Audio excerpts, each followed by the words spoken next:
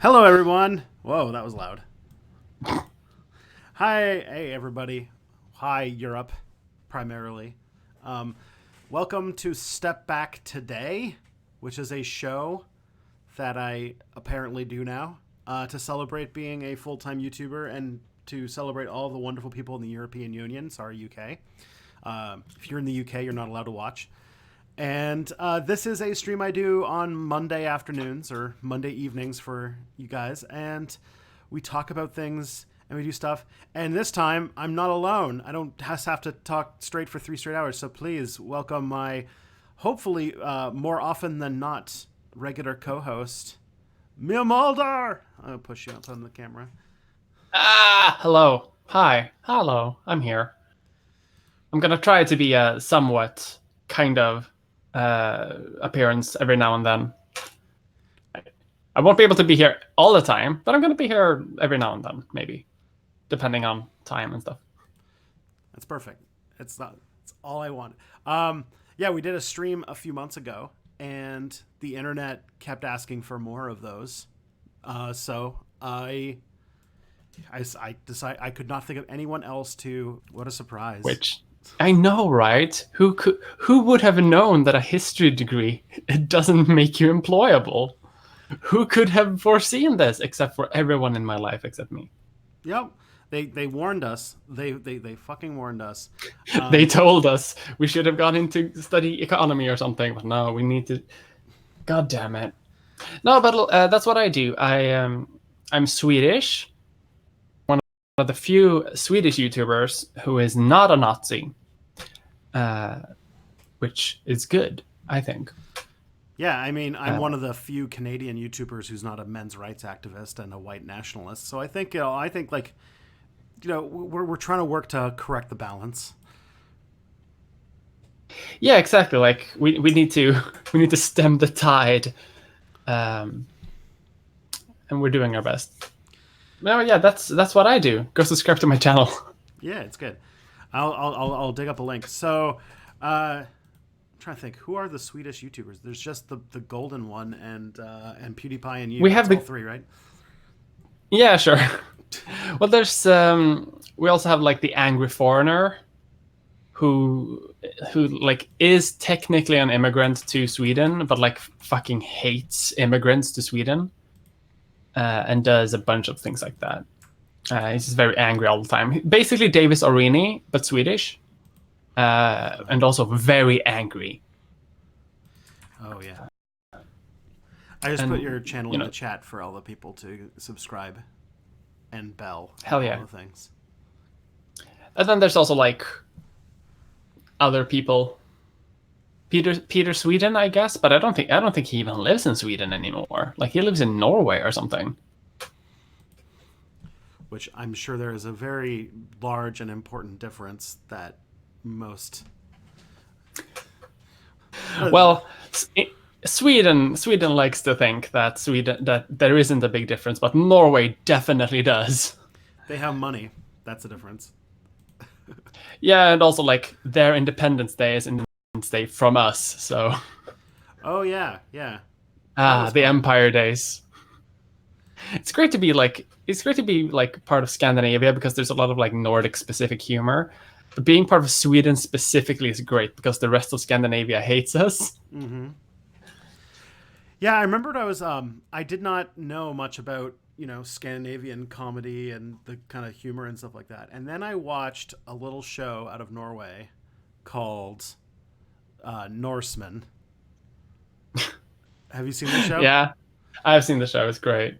And I just like I think this like perfectly wraps up like what my imagination of we were talking about this in the last stream, that it's like profound, that Scandinavian humor is profoundly dark, Yes.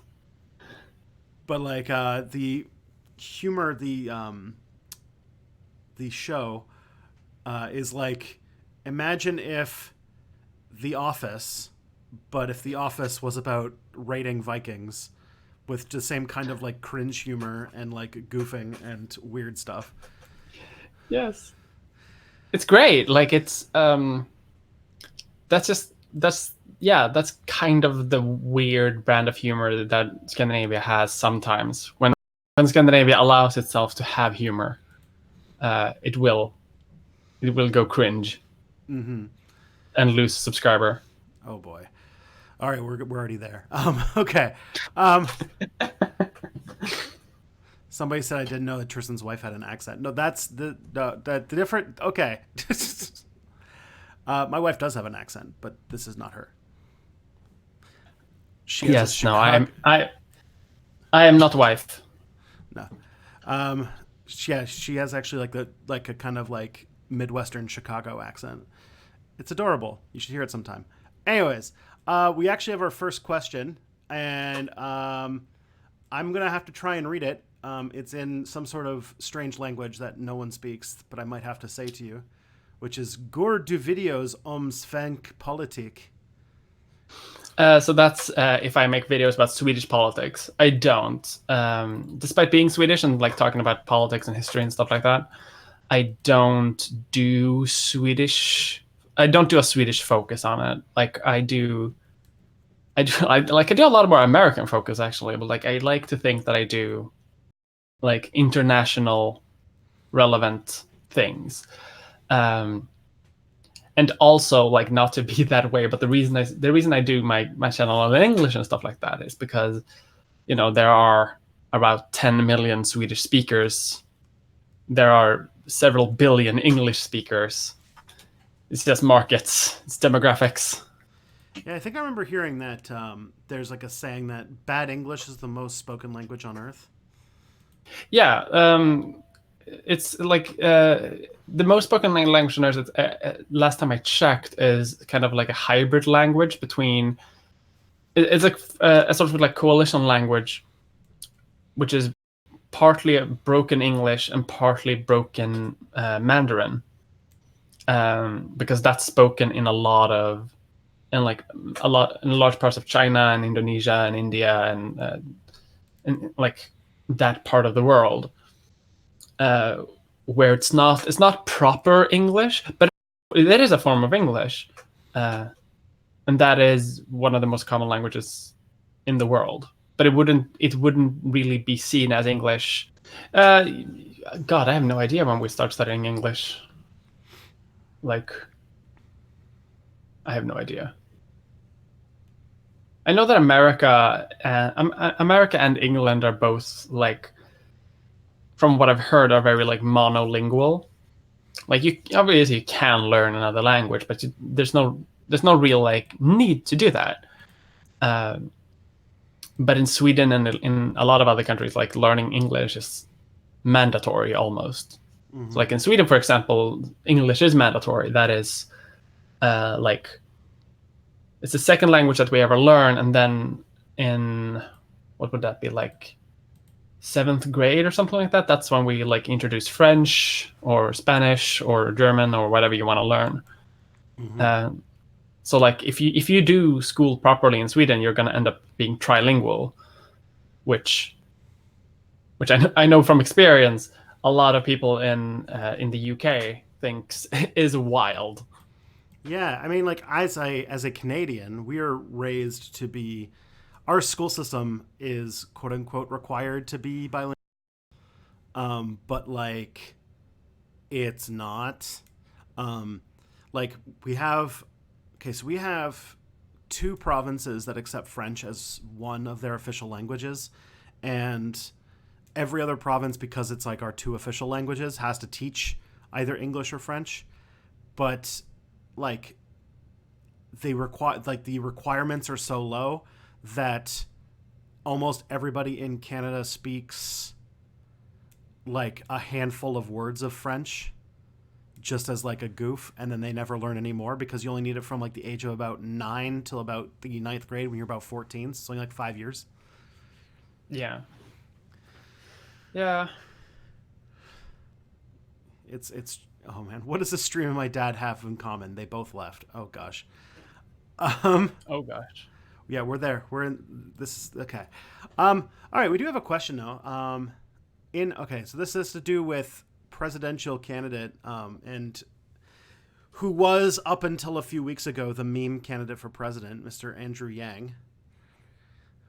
He has been toppled on Yeah. that front, though. Yang Gang. Yeah. Yeah. So in his Chapo interview, I guess he did an interview on Chapo Trap House. Something I actually did hear that. Andrew Yang said the U.S. should pay for UBI with a VAT like tax, because taxing corporations directly is too hard, because they'll just go to Ireland or something.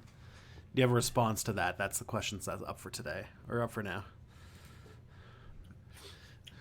Does America not have VAT tax? I'm not much of a tax expert. Because I think they do, right? Because American prices are like, if you go into a store in America, there's a price, and then when you go to the register, it's like more than that because of tax. So there has to be like some VAT already. So Yang would propose, I guess, increasing the VAT tax to fund that, which, I mean, it's probably one of the most. It's a safe bet at that point. I think it. I'm trying to think about what Yang's trying to go with. Except for, if you don't have like a lot of special exceptions, it's gonna be super regressive, because, what's his name? Jeff Bezos doesn't care if his coffee costs an extra 50 cents, but somebody who, Yeah, exactly. Like the people on the margins, that's just gonna hit the margins a lot more. So unless UBI would greatly outweigh that, which it wouldn't, because he's arguing that it would pay for it, I don't think that that's a very sustainable solution. It's a solution that I think is attractive to a lot of people because it sounds good, but I think that's a very like rich person idea of a progressive tax. Mm-hmm. Yeah, I'm not exactly. Like it sounds good, but it doesn't actually do anything. Yeah, I think, though, I remember in the interview he did say something about increasing the tax as well, like increasing the progressive taxation, income taxation. It's just, I mean, the thing is, it's because Andrew Yang can't go for the real way to make sure that companies don't go abroad and take away all the things, which is, if you walk into their office and say, "Hey, Amazon, you're now a public function. You're now a public owned operation," and then Jeff Bezos is fired. Like that's a really easy way to keep corporations from just moving their stuff to offshore tax havens. Yeah, like I don't think America is ready for that, though. Didn't they say that it was going to start in the most developed country? Oh shit. I don't know. Like, Yang Gang and UBI is like, I think I've seen a lot of skepticism of UBI in general from like the online left, which I think is interesting, because the online left is it's very based in America, or like North America and North American discourse, because from what I've seen, at least from European discourse, UBI is seen as much more of a leftist solution rather than like a compromise, which I think a lot of like North American leftists see it as. Well, yeah, there's a couple things, because like Andrew Yang's like dividend, his freedom dividend, comes with like the strings that if you are to claim it, you have to basically opt out of a bunch of social programs. Yeah, but isn't that like also the UBI that is supposed to like replace programs, that you won't need social programs in a properly funded UBI system, that you wouldn't need social programs because the UBI kind of covers your expenses anyway. Like that's at least the idea of UBI from a lot of like from what I've heard of UBI in Europe anyway. It's like the optimal way would be to just replace the entire bureaucracy of welfare basically with just a flat universal basic income, and that won't obviously like be fairly distributed. But the point is that, well, as long as it's enough, it should still cover everything. But that also relies on like cheaper healthcare and free access to things that currently social programs kind of provide instead in America. So I can see what the problem is in, yeah, because I can see that. I can see an issue with that Yeah, because I can see, yeah, because America doesn't really have the welfare state in the same way that like Sweden has or other countries have, where if you were to get a universal basic income, you would still be able to like get home assistance or healthcare, because you can get that for free, but in America you can't, and so social programs would need to cover that, and UBI wouldn't be enough to cover that and also living expenses. So yeah, okay, I can see that. I can see an issue there. yeah. There's also way fewer protections. Like there's stuff like if everyone were to get their $1,000. Like number one, Andrew Yang, the way that he talks about it is that UBI wouldn't be a replacement for your income. Like it wouldn't be enough to survive on, but it would be enough to kind of give you some float between work. And on top of that, it's not. Yeah, it's not. There's way less protections, so there would be nothing to stop saying as soon as the $1,000 a month. As soon as they know that you're making $1,000 a month, there'll be nothing to stop like predatory lenders to give you money now in exchange for your UBI check, Yeah. or for your landlord to just come and say, "Oh, your rent just happens to have gone up by $1,000." Mm. And so there would be people would find a way to kind of prey off of that money off of people because there's not really those kinds of protections. Yeah, I still think that like UBI can be a solution, um, but probably not. Like it would require all of these like structural changes within society for it to actually like work. So it wouldn't be able to be abused by for example like predatory lenders and stuff like that. Um, yeah. It's like a band-aid on the excesses of a capitalist system, but it isn't a replacement for work like the way it was. And if it was, there's a lot of Yeah. issues with that too, because there's things like badness. Yeah, it feels like applied with flaws. It feels almost like a kind of economic feudalism, kind of. If you know where I'm getting at, whereas like you can still do the work, you can still live and everything, but instead of like protection from bandits or something from the feudal lord, you get $1,000 from Andrew Yang. It's sad. All right, yeah, I'm getting some Yeah. complaints that the stream is lagging real bad, and I don't know how to fix it. I don't have a solution for this yet. Mm. Because also, sometimes the servers being bad or the internet connection being slow. But let me just see if I can do something to speed it up.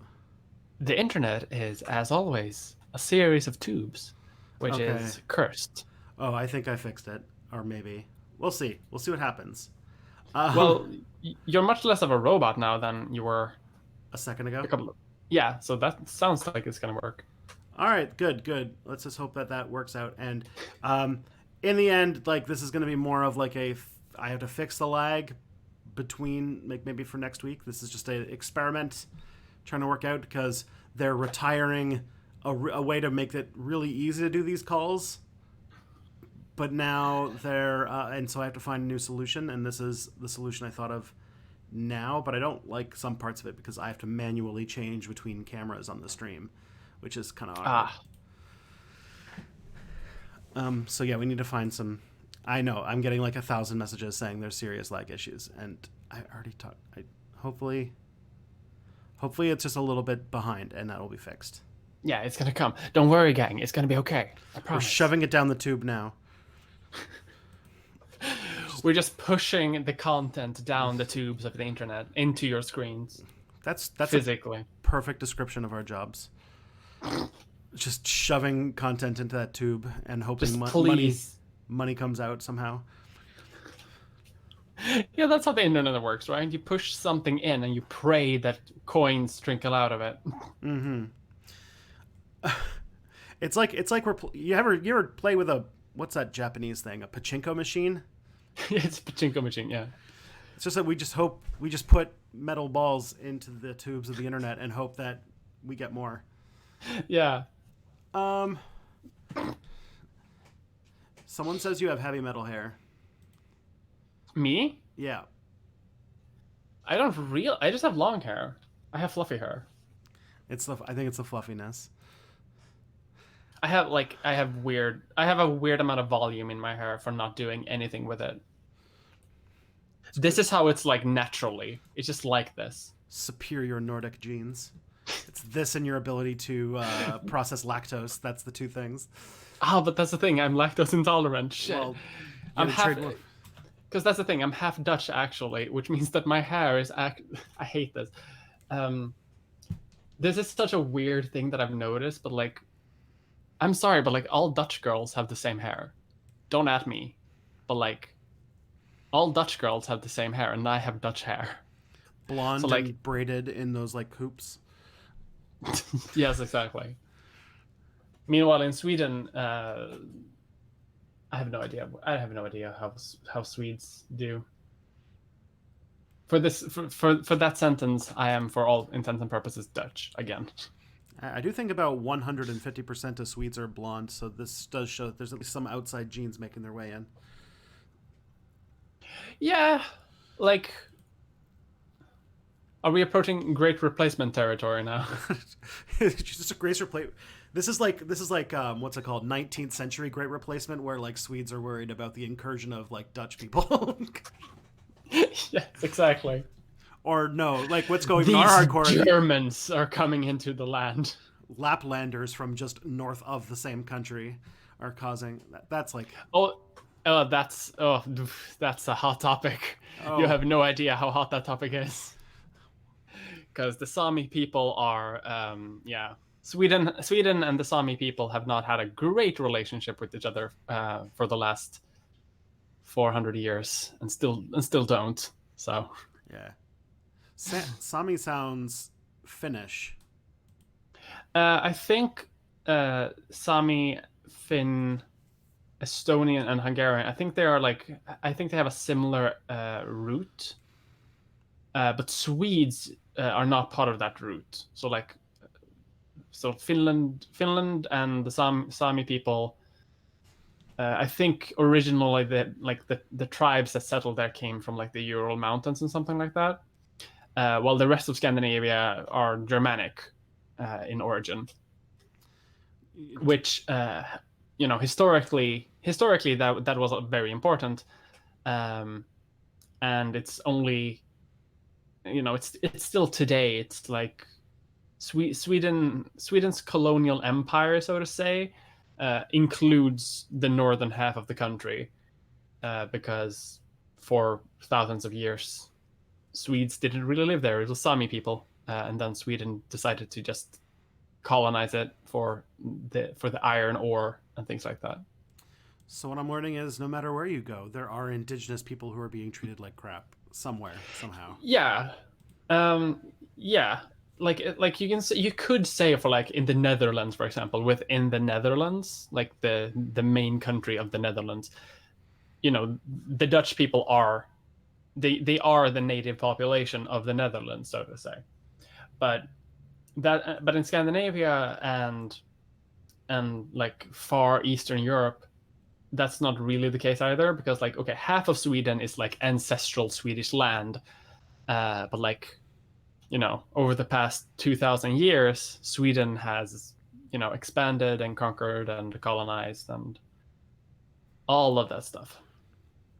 Doesn't sound like Sweden to conquer. That doesn't sound right.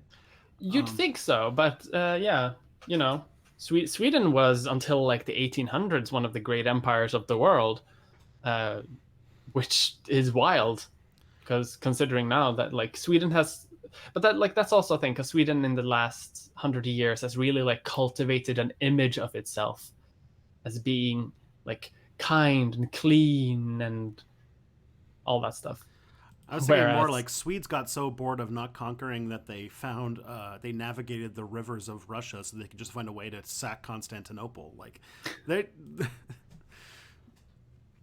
listen, it was a big city. They had stuff. they had stuff and we wanted it. I don't understand the issue here. Yeah, and it was so great. So we stayed for a bit. There's actually fun fact. There is in the Hagia Sophia, the big mosque, currently a mosque. Um, Historically, I think was like a cathedral originally. It was Orthodox. I'm a not sure. Orthodox church, yeah. Yeah, exactly. In the upper levels, like in the balconies, in one of them there are Nordic runes because Vikings were recruited to be to be guards for the Byzantine Empire. So they would guard the Hagia Sophia while it was a cathedral. So there were ancient runes like carved into the cathedral, and it just means like Jens was here or something. Oh man, yeah, yeah. What's it called? You guys found yourselves all over the place, and I find some. There's some cool. Well, yeah, like all of Europe basically has some Viking genes in it because we did a lot of leaving and just migrating Yeah, and settling everywhere. Yeah, we did a lot of that. I do remember I did a CK2 game once where no input of my own, some Vikings had gone on a raid to Iberia and had moved into Portugal or something and then converted to Islam, and they were Muslim Vikings in northern Portugal. You know. Yeah, like that's a thing that probably happened at least once. Yeah. There are like that. Yeah, that's probably happened. My favorite thing about Viking history, though, is that okay, so Germanic people migrate into modern day England, right? From Denmark, from that area, and become Anglo Saxons. Like they replace the Celtic population and become the people who we now know as like English, right? A couple of hundred years later, some like a bunch of Vikings invade and settle in England, replacing their own ancestors, kind of, and they slowly become part of the population. A couple of hundred years later, a Norwegian king invades again, but loses to the king of England, only to be invaded by the Normans, who were also Vikings originally. So like the history of England is just a history of like a series of different Viking invasions. Oh boy, we've all been there. We've all been in those relationships. We've all been there. Yeah. Someone did point out that there are some Vikings who would go to like the Middle East and steal rugs and plates and stuff, and then add Allah to their pantheon. Yeah, like we called like Arabia, that area. We called that like the land of carpets because they had good carpets. You guys were interested in furniture even back then. Yeah, we also called Constantinople Miklagård, which means big garden or big city. I love how Because it was a big city. You can see the perspective baked into these. I love it. All right. Gonna chew through some more of these questions. Alternate history. What if worker cooperatives were invented before joint stock companies? Oh boy. Ooh, before John. Ooh. Well, I think the modern view of a worker cooperative kind of relies on a modern view of what a company is, kind of. Mm-hmm. So I think if they could exist before, I think they would. I don't think, yeah. According to the immortal science of Marxism-Leninism, these have to happen in a certain order. I do remember that in like the late early the worst most history term I'm ever going to have to say, the late early modern period, that slightly before the Industrial Revolution, they were starting to play with the idea of factories, but before steam and stuff like that. Yeah. But it was just like, hey, instead of like buying a bunch of stuff and then sending it to people's homes and having them make the stuff and send it back. It was like, well, what if we put them all in one big place to make stuff together? They were called like manufactuaries or something like that. And so it's like getting there, but still, like, that's long after the invention of the joint stock company, which I think was just a Ponzi scheme with a thin facade of we're going to steal some stuff from some native people and make money off of it. Yeah. So I think that it would just be like, it would be kind of like... It's a tried and true method. Yeah. But like, I have a hard time with alternate history in general, where it's like, I think it's fun for like fiction and things like that. But I have a really hard time discussing it as a method for historical perspective, because like if something could happen, it did, and because that's why we're here now, and that's why the world is the way it is today. So like, but by virtue of time passing, if something didn't happen, it couldn't have happened because it didn't happen. If you know where I'm coming from, kind of. Yeah, I think that. So like, what I think makes it interesting, at least helps it as an intellectual exercise, is like then you can talk about like how a worker cooperative kind of like develops as a reaction to industrialization and the company, and you can't really have one without the other, because that talks about the way that political economy works. Yeah, exactly. Like the idea of a worker-owned factory, for example, that has to, first you need a concept of what a worker is, or what a factory is, or what ownership is, and these concepts kind of spring out. They kind of originate from the idea from the ruling class. So, kind of by default, the things that would benefit the ruling class are going to come first, because they are the ones with the most incentive and opportunity to develop those things. Mm-hmm. All right. Here's another question. The other day I asked Steve Shives if he thinks human-like alien civilizations could develop like ours. He said he thinks all societies would invent something like money. Agree or disagree? Big disagree. Yeah.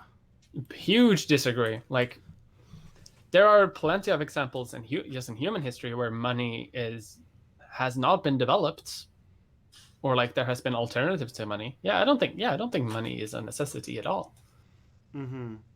There's a lot of stuff that a lot of historian, or more often I should say scientists who think that they can do history, come in and swoop in and say that, oh, like, well, this is like an immutable law of nature, that like all the things that make the society that we have now are just inevitable, and like anybody who does like comparative anthropology will be like, I have comments like the idea that like the whole like socialism and human nature, that like it's human nature to be possessive and jealous and to want to be better than others. Like, no, there were like distinct issues in like first indigenous settler relations in America, because the indigenous people had no concept of what property was and were just like taking shit because they wanted to use it. Yeah, like that's I don't know. I think there's a big problem, I think, where viewing history as viewing the present as an endpoint, kind of. I think it's called the teleological argument, is the nerd term for it. There we go. I don't know English. My education was in Swedish, so I only know Swedish terms. So whenever I talk in academic terms to someone in English, I sound like I don't know anything, but I do. I promise. It makes you like it forces you to be good at history communication, because you don't know the what's it called, the presumptuous words, the pompous words that historians use to make them sound smart with each other. So you don't know about the teleological argument, or the what's it called? I'm trying to remember what some other words were. That ontological is like one of those words that only grad students know. and epistemological and pedagogical and all of those completely Yeah. useless words. Like we would use those terms too, but like we would hate using them. We just like use a Swedish equivalent instead. Yeah, and so we just so okay, yeah. So Steve Shives, who is I do like Steve Shives though. Like I want to say that Steve Shives is a good boy. he's not as radical as we would like, but you know, one day at a time. Yeah, but he likes Star Trek, and I like Star Trek. I also like Star Trek. Can we talk about Picard? I should also. Oh, Picard! Fuck! I'm so excited about Picard. I'm so excited about Picard. I fucking love Star Trek. I've seen every single show. Holy shit! I'm looking forward to this. Like that trailer was designed from like the ground up to just take every Star Trek fan and push every button all at once to just make you explode. Yes, like it was. Oh, so custom made for nerds. Oh, it's great. It's like there's Data, and because like my wife's not a Star Trek person, I'm getting her into it now, Yeah. and so she doesn't know any of the nostalgia, and so she can't like appreciate like, hey, like look at this, like no, you see that's Data, like that's important, like you have to see like no, it's a reference to a 2002 movie. The 2002 movie sucks, but it's cool that they mentioned it. Yeah, it's important in the lore. But also like Seven is back and they showed a Borg cube, so like they're gonna deal with the Borg from like after kind of fucking them up from Voyager. Oh, it's gonna be great. Yeah, and then there's also a lot of Vulcans and Romulans, which makes me think that they're like, oh, are they gonna deal with the what's it called with J.J. Abrams's like breaking of continuity and like all that kind of stuff? Yeah, because that, as far as I know, the beginning of the J.J. Abrams movie is still part of the Prime Universe. Yeah, like the very beginning of it. So like that is going to happen. Like as far as I know from like the Star Trek fiction that I partake of, in all of it that takes place in the Prime Universe, eventually Romulus is gonna explode. Yeah, and so that'll be great.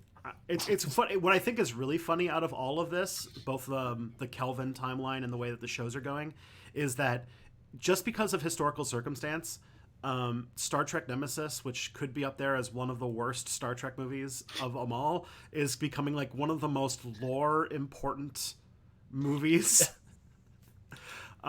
Which had the guy who plays Venom as like this villain who is a clone of Captain Picard. It's great. Yep. And where they make a sister planet of Romulus called Remus, and then there's Remans, which is a great name for an alien race. I think it's a moon of Romulus, which has like a subspecies. It's not a subspecies. It's an entirely different species, but they have kind of been enslaved under the Romulans. Mm-hmm. I think. I say that. I think. I definitely know for sure. I just love that. That it would be like as if something happened when they wrote the Next Generation that for some reason made the Final Frontier, Star Trek V, have extreme lore importance. I know. But here we are. It's gonna be great. I'm looking forward for it. Apparently, what's his name? What's the name of the guy who plays Picard? Patrick Stewart. Patrick Stewart. Apparently, he said no like a bunch of times to returning to the role of Picard, and he has like for the last couple of decades. He has been like, no, I don't want to do it. But apparently, they pitched him a story, and he was like, oh shit, yeah, no, I want to be part of that. Mm-hmm. So, and apparently, like that's also a big part of why the Next Generation was so good too, right? Because some of the scripts were like a bit weird, but Patrick Stewart was like, no, I know my character, so this character wouldn't act like this. You have to change the script, and they did, and the show was better for it. So I think it's a good sign for the show then. Mm-hmm. Because it's been like, you know, it has to be a version that Patrick Stewart likes, and Patrick Stewart, I think he has pretty good taste when it comes to Star Trek, at least in my opinion, because I love Next Generation. My guess is that if the series is going to end with Captain Picard dying in some really cool way. But like, there's like, Oh, definitely, he's gonna die. I 100%. I'm like thinking that there's probably like there's supposed to be a Jonathan Frakes appearance and a Marita Sirtis appearance, and like they're bringing it all together. And if there's 709, there's got to be a Harry Kim, and he's probably still an ensign. That's my guess. He will forever Rip. ensign. F. All Poor right. boy. Okay, we've got a few more questions, and I would love to do this. We next time you come on the stream, we can have the big Star Trek talk.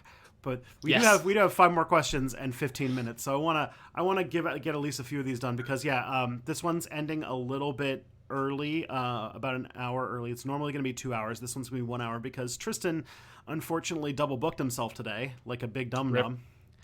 And so I have to go to a thing after this. But then next week we'll be back. They said we're kind of beta testing the show at the moment because I want to figure out what to do. All right. Yeah. This one comes from Some Random Geek. Hello, Some Random Geek. Liberals, some of which call themselves leftists, which I imagine makes your European be like, what? Believe we can reform the USA to be just like Sweden and Norway, so no need for a violent revolution. Reform is best, or are they wrong? Thoughts? Oh boy. That's a deep question, isn't it? We're going to solve this once and for all. This is a debate that has been going on in leftist circles since the Paris Commune of 1871. So we're going to solve in 15 minutes or less revolution or reform. I think it's a malformed dichotomy, in my opinion, if that makes sense. I don't think, because there are implications to both of those terms that neither of which I think is what is going to happen or what is like the best outcome. I think there are elements of both that I think are like more applicable. Because when people think revolution, they think, oh, cool, we're gonna burn down the White House and institute like the dictatorship of the proletariat right now.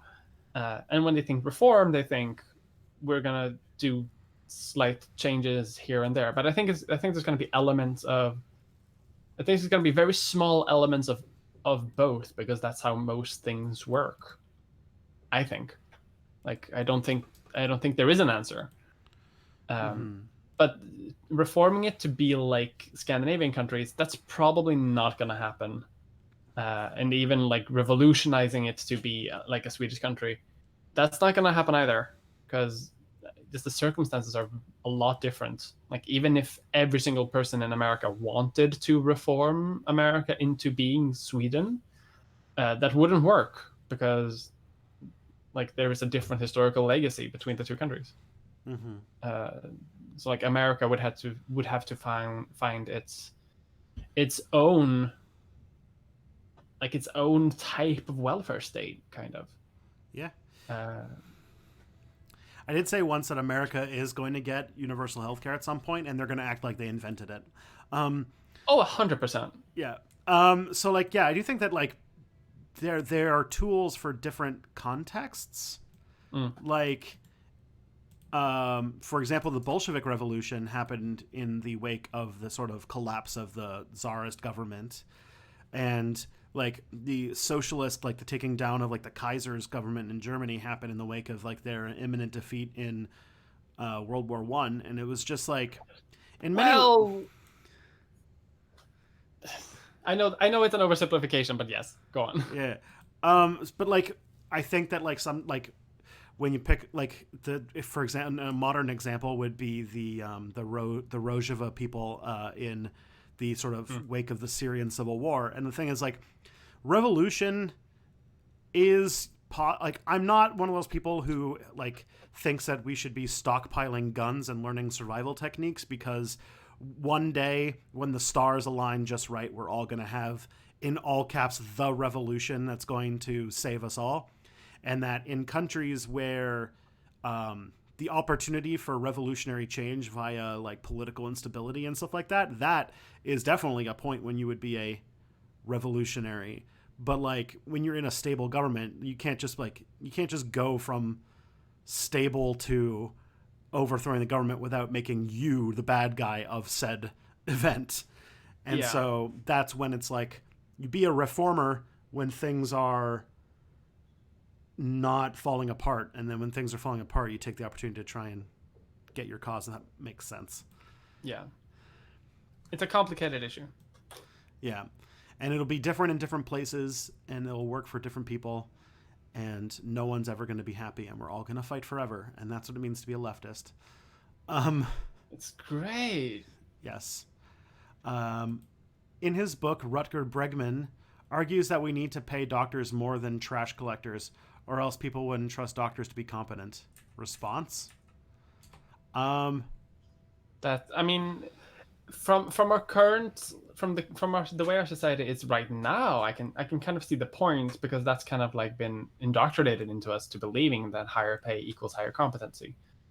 But I don't think that's a natural default, if you know what I mean. Yeah.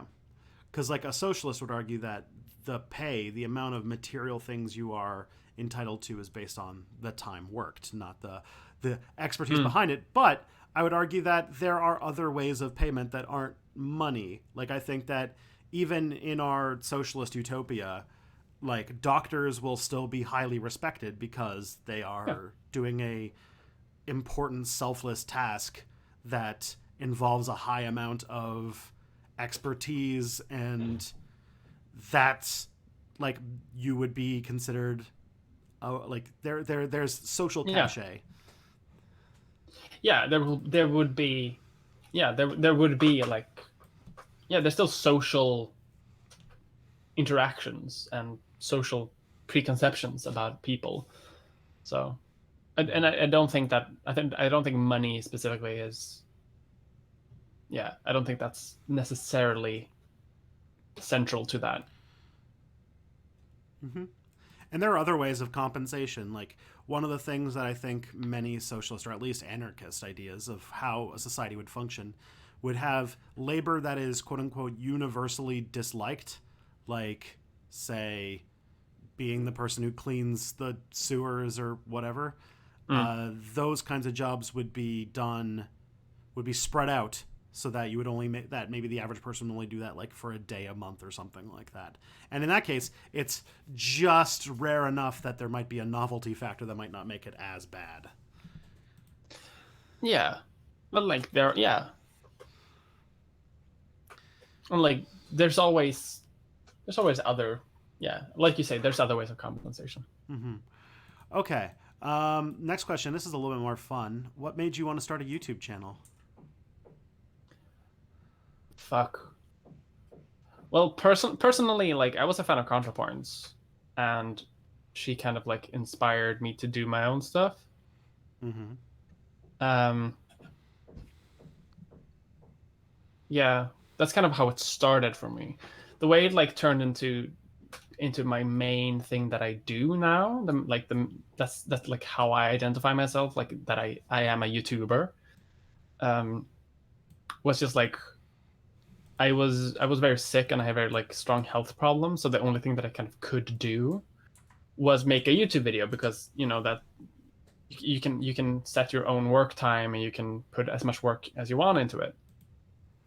So I started doing that to kind of like train up my own work energy, and like getting used to doing a job. Because I had quit my YouTube channel, so I just decided to do that just for my own health. But then people started watching it, and then I started making money out of it, so I just kept going.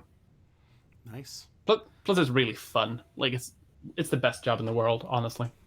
Yeah, it definitely can be.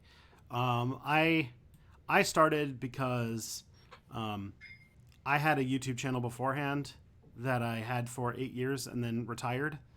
And it was always just a fun thing that I liked doing. But then I saw that there was a higher purpose when I found that there was really no history content at YouTube at the time when I started in 2015. I didn't have a ContraPoints to be inspired by, because I remembered when I was... there was a point... I have distinct memories of ContraPoints being a channel that had fewer subscribers than mine, and being like, oh man, this pardon for the historical pronouns, but like this young man's going to go very far. He's doing real good stuff. And because it's like, really, really early on, like 2016, 2015 period. And I was like, oh, this is a channel that's going to go places. I think there's actually like a few of the classics where I got shouted out because I was a patron for a while. And so, yeah, it's been, I've been around forever and have not been a success like she has, because she's like now the queen of the internet. So, Oh yeah. all right. We are at 12:54, so we got a bit more time. Should the left support an independence movement? Sorry. Should the left support independence movements, Hawaiian and Puerto Rican independence, or Basque and Catalonian independence as examples if it means workers' parties lose a voter base?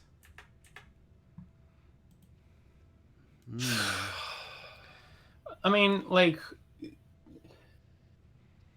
I'm not a huge fan of like nation states in general.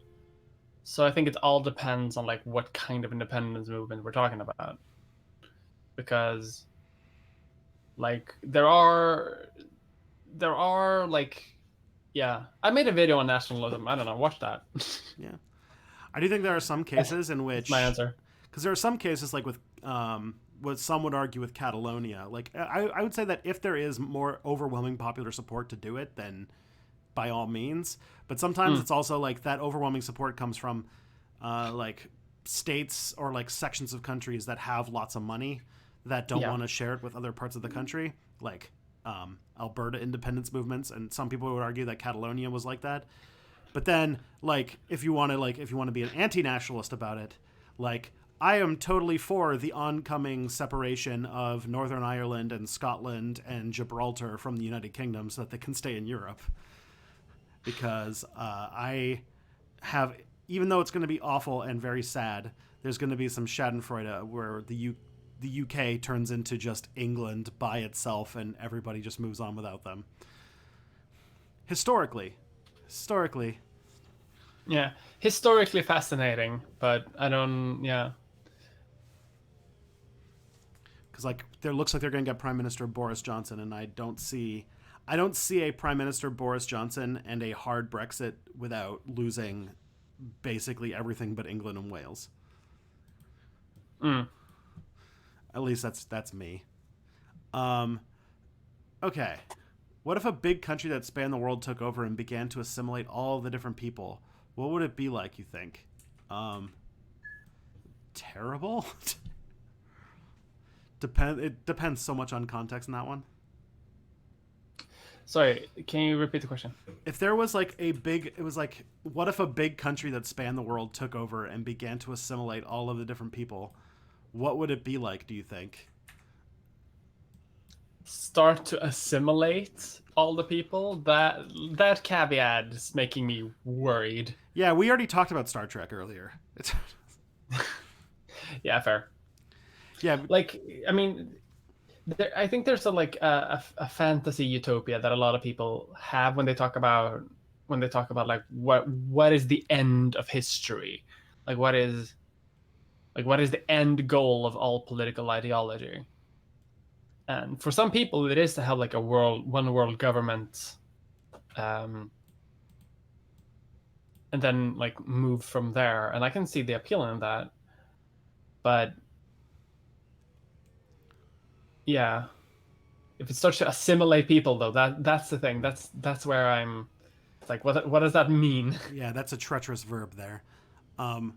I could see, yeah, because I think that you could totally have a global governance and a global institution that still allows for multicultural ethnic identities and things like that to coexist peacefully. That's basically supposed to be the post-1967 concept of what Canada is about, but if for some reason it just doesn't pan out that way. Yeah, it's not working too great. I wish but I think that is a dream to keep alive. I think we can let people of different backgrounds and ideas serve.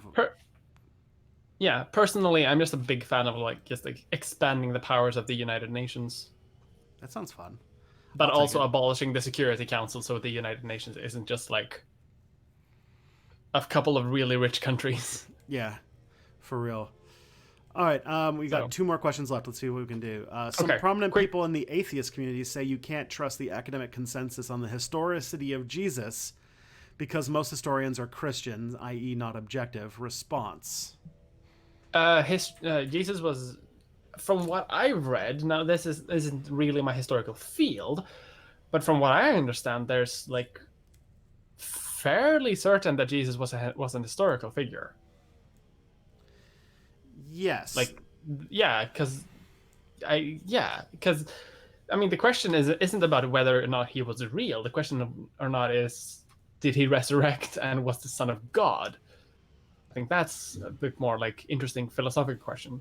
But Yeah. as an historical figure, definitely, like there are things that happened in the Roman province of Judea as a direct result of the historical person of Jesus.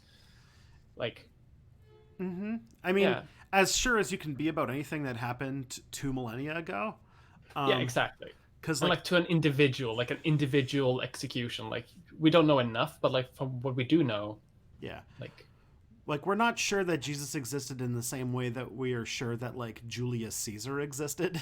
mm, But, I think that at the current moment, just given the evidence the way it is, the null hypothesis is that he was real. yeah, And now a lot of the story of him is probably plagiarized or taken from other mythology. So, like, what details of his life are real and which ones are added in post is a completely different question. But whether or not he existed is not something that a lot of biblical scholars go for. And whether that has to do with biblical archaeologists happening to be a lot of Christians, um, that's a completely different. well, That's I think that's just the result of like people studying what they're interested in. Honestly, because I mean, I studied LGBT history because I'm a big gay. Like, I think people just are attracted to what they're attracted to, but I don't necessarily think it influences their historical thinking. I guess the question was, how do you feel about saying historians can't be trusted to study their own religion's history? Oh, I don't think that there should be like a distrust by default, but like history is most of the time also peer reviewed. So Yeah, peer review, I think, is the thing that makes that stick out. yeah, it's like historians read other historians' work and criticize it, and like if someone fucks up, they're gonna fuck up, but if they don't fuck up, it's fine. Okay, this one, I feel like this last question feels like it's a good question, but it does have one tiny troll of me in it, or of what I said recently, which is, Uh-huh. could restricting access to the internet via a paywall be considered epistemic injustice? Definitely. Yeah, the internet should be free. Memes should be free. Well, personally, like I do think the internet should be free. Yeah, Like, it should be. How does it feel, by the way, now that memes are illegal? How is the internet over there? it's fine. I haven't noticed anything. It's like, has there been a change yet? I don't know. Now that the Because I don't think the change has been implemented. okay. Because I haven't noticed literally anything at all. How does it feel to live in North America where the internet is awful? It is pretty awful, especially in Canada. Canada is the most Wait, especially in Canada? How is America better? America is better in a lot of ways because America has a higher population density. Canada is the second largest country on earth and has a population of 37, or second largest country on earth and has a population of 37 million people. Wow. And so some of the issues that America has, like the fact, like getting internet to rural areas is an issue, means that is like doubled in Canada. So like Canada's issue is that the internet is like the infrastructure to make the internet was much more expensive, and also we have a oligarchy of 3 telecom companies that run the entire thing. That's so weird to me. Like how, because all of North America seems to have that. You have like a practical monopoly or oligarchy. Meanwhile, I have like 36 different providers to pick between. Yeah, we have smaller providers that like hitch off of data from other internet providers. Hmm. But like that's kind of like what I have. I have an internet provider called Tech Savvy, hashtag not sponsored, that uses another internet provider's network to kind of go through. But like the thing about Canada, I guess the thing about Canada is that because of the three companies that really control all of the physical infrastructure, and because of the just the massive amount of space and how hard it is to get to places, the internet can be pretty good here, but it's not going to be like fiber optic or something like that, like in some places in the United States and in Europe. And then you go to rural places, it can be terrible to the point where there's some cities like Iqaluit, which is a city that is above the Arctic Circle, has no internet functionally, or it's satellite internet. So there's that aspect, but then it kind of how that all trickles down is Canada has it's really expensive to be an internet user in Canada. We have like the most expensive internet on earth, and where that really comes down are in these little buggers, because these sons of bitches in Canada are more expensive for Canadians than any other country on earth, and we still have not unlocked unlimited data yet. There is no company that you can get unlimited data on your phone with. But this cost me $110 or 110 Canadian dollars a month in like just cell phone fees. Like it's actually like, and it's punishing to our tech sector and stuff like that in like a really bad way. So yeah, it's bad. That's a great way. So that was the last question. It's great. So end on a high note. So yeah, like I said, this is normally going to be a bit longer. Yeah, I got my friend just texted me being like, "I'm waiting on you." I'm like, "Okay." Yeah. So this is a beta test of the show. I'll be back next week, and the show will last for a couple hours, and it'll be a lot more smooth, and we'll work out some tech issues, and we'll see what happens then. But yeah, so far so fun. I'm noticing some new faces in the chat, which is good. That was the whole point, to get some more people who are in different time zones to get some stream. But yeah, again, pitch your stuff. Sure. Hi, I'm Ian Mulder. I run a YouTube channel where I talk about ideology a lot.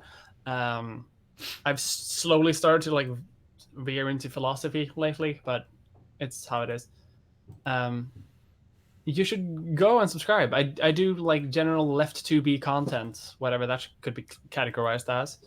And I throw in some tidbits of history now and then, even if it's not a dedicated history channel. Mm-hmm. Also, it's good. You should go subscribe. Yeah, what's a video you'd suggest? Probably anti-intellectualism, which is one of my biggest videos. Where I talk about like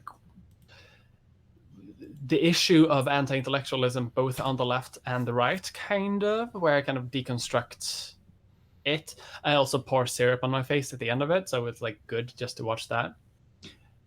Or my video on Jordan Peterson, which I also enjoy, and I think it's good. Yeah, I think all my videos are good. All of them are good. But, there you go. All right, so I got that on the chat. So will I be streaming tomorrow night? Yes, I will be streaming tomorrow night. That is a thing I decided I'm doing. Yay. Yay. All right, but you guys have an amazing time, and we'll see you tomorrow if you're going to come out to it. But if not, we'll see you next week. Bye. Bye.